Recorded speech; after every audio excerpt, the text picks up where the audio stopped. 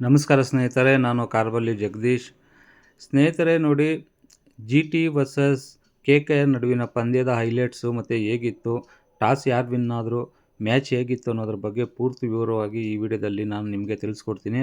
ಹಾಗೆ ಯಾರೆಲ್ಲ ನಮ್ಮ ಚಾನಲ್ ನೋಡ್ತಾ ಇದ್ದೀರಾ, ದಯವಿಟ್ಟು ನಮ್ಮ ಚಾನಲ್ಗೊಂದು ಸಬ್ಸ್ಕ್ರೈಬ್ ಮಾಡಿ. ನೋಡಿ ಸ್ನೇಹಿತರೆ, ನಿನ್ನೆ ಟಾಸ್ ಸೋತು ಫಸ್ಟು ಬ್ಯಾಟಿಂಗ್ ಇಳಿದಿದ್ದು KKR ಅವರು. ಬ್ಯಾಟಿಂಗ್ ಇಳಿದಾಗಿನಿಂದ ಮೊದಲನೇ ಓವರಿಂದನೇ ಚಾರ್ಜ್ ಮಾಡೋದಕ್ಕೆ ಪಿನ್ ಆಲೆನ್ನು ಮತ್ತು ರಹಾನೆ ಶುರು ಮಾಡಿದರು. ಆದರೆ ಒಳ್ಳೆ ಸ್ಕೋರ್ ಮಾಡ್ತಾ ಇರಬೇಕಾದ್ರೆ ಸಿರಾಜ್ ಬಂದು ಒಂದು ಬ್ರೇಕ್ ಥ್ರೂ ತಂದು ರಹಾನೆನ ಬೋಲ್ಡ್ ಮಾಡಿದ್ರು. ಮತ್ತು ರಹಾನೆ ಔಟ್ ಆದಮೇಲೆ ಬಂದಿದ್ದೆ ರಘುವಂಶಿ ಕೂಡ ನಿಧಾನಕ್ಕೆ ಸ್ಟಾರ್ಟ್ ಮಾಡ್ತಾಯಿದ್ರು. ಈ ಕಡೆ ಪಿನ್ ಆಲೆನ್ ಮಾತ್ರ ಬೆಂಕಿ ಬ್ಯಾಟಿಂಗ್ ಆಡ್ತಾ 6-4 ಅಂದರೆ ಅವರು 250 ಸ್ಟ್ರೈಕ್ ರೇಟಲ್ಲಿ ಆಡ್ತಾನೆ ಇದ್ರು. ಹಾಗೆ GT ಬೌಲರ್ಸ್ನ ಎಲ್ಲ ಕಡೆಯಿಂದನೂ ಬೌಂಡ್ರಿ ಮತ್ತು ಸಿಕ್ಸರ್ಗಳಲ್ಲೇ ಹೊಡಿತಾ ಪಿನ್ನಾಲೆನ್ನು ಒಳ್ಳೆ ಆಡ್ತಾ ಇರಬೇಕಾದ್ರೆ 93 ರನ್ಗಳಲ್ಲಿದ್ದ ಪಿನ್ನಾಲೆನ್ನ ಸಾಯಿ ಕಿಶೋರ್ ಬಂದು ಔಟ್ ಮಾಡ್ತಾರೆ.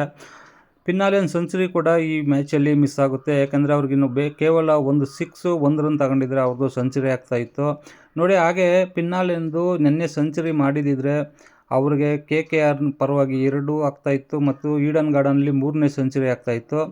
ಹಾಗೆ ರಘುವಂಶಿ ಕೂಡ 83 ರನ್ ನೋಡಿದ್ರು ಮತ್ತು ಗ್ರೀನು ಅವರು ಒಂದು ಹಾಫ್ ಸೆಂಚುರಿ ಮಾಡಿಕೊಂಡು ಬೃಹತ್ವಾದ 247 ಸ್ಕೋರ್ನ ಇವರು 20 ಓವರ್ಗಳಲ್ಲಿ ಕಲೆ ಹಾಕಿದರು.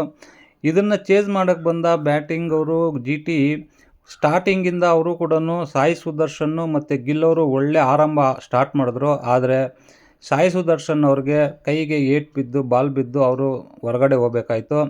ಅವ್ರ ಜೊತೆಗೆ ಬಂದ ಅದಾದಮೇಲೆ ಸಿಂಧು ಬಂದರು. ಅವರು ಕೂಡ ಏನು ಮಿಂಚಕ್ಕಾಗದೆ ಅವರು ಕೇವಲ ಬೇಗನೆ ಔಟಾಗಿ ಅವರು ರಿಟರ್ನ್ ಹೋದರು.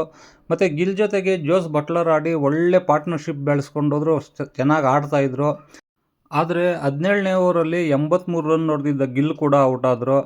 ಹಾಗೆ ಜೋಸ್ ಬಟ್ಲರು ಮತ್ತು ಆಡ್ತಾ ಇರಬೇಕಾದ್ರೆ 18ನೇ ಓವರಲ್ಲಿ ಜೋಸ್ ಬಟ್ಲರ್ ಕೂಡ ಔಟ್ ಆದರು.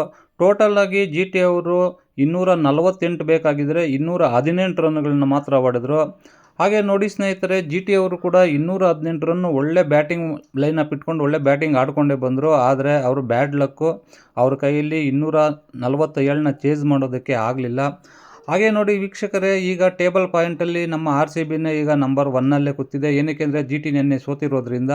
ಹಾಗೆ KKR ಕೂಡ 9 ಪಾಯಿಂಟಿಂದ ನಿನ್ನೆ ಗೆದ್ದು 11 ಪಾಯಿಂಟ್ಗೆ ಬಂದಿದ್ದಾರೆ. ಹಾಗೆ ನೋಡಿ ಸ್ನೇಹಿತರೆ, ಇವತ್ತಿನ ಮ್ಯಾಚು ಪಂಜಾಬ್ ಮತ್ತು RCB ಇದೆ. ಈ ಮ್ಯಾಚಲ್ಲಿ ನಮ್ಮ RCB ಎಷ್ಟು ರನ್ನಿಂದ ಗೆಲ್ತಾರೆ ಅಂತ ನೀವು ಕಾಮೆಂಟ್ ಮಾಡಿ ತಿಳಿಸಿ. ಹಾಗೆ ನೋಡಿ, ಎಲ್ಲ ಎಲ್ಲರದ್ದು ಲೀಗ್ ಅಂತ ಮುಗಿತಾ ಬರ್ತಾ ಇದೆ. ಪ್ಲೇ ಆಫ್ಗೆ GT ಮತ್ತು ಬೆಂಗಳೂರು ಕನ್ಫರ್ಮ್ ಆಗಿದೆ ಆಲ್ಮೋಸ್ಟು.